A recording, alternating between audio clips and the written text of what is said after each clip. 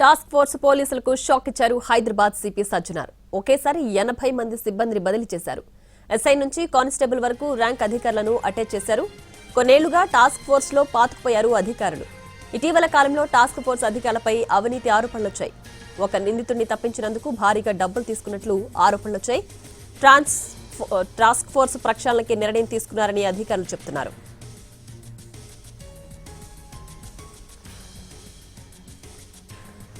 Task force పోలీసులకు shock ఇచ్చారు Hyderabad CP Sajjanar. ఒకేసారి 80 మంది సిబ్బందిని బదిలీ చేశారు.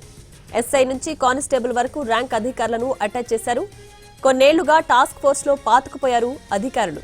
ఇటీవల కాలంలో టాస్క్ ఫోర్స్ అధికారులపై అవినీతి ఆరోపణలొచ్చాయి. ఒక నిందితుడిని తప్పించినందుకు భారీగా డబ్బులు తీసుకున్నట్లు ఆరోపణలున్నాయి.